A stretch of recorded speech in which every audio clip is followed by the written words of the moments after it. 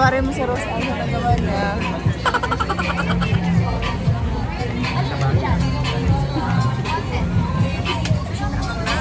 Ano naman, masalala. Ewan kung sasama. Ha? Nasabay kayo? Sabi tao. Sa amin, sa bahay. Hindi naman pala. Nasabay kayo hindi? Nakapark kami dyan sa harap ng SRTS. Malapit. Malapit sa may mamian. Malapit sa mamihan.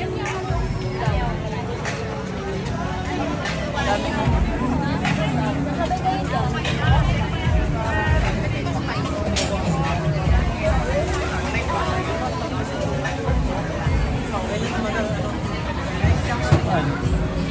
Dahil mo bibili dito. Ayun natin, ayaw mo yun. Saan ka pupunta? Ate, juice na kay pampo mo. Dito ma.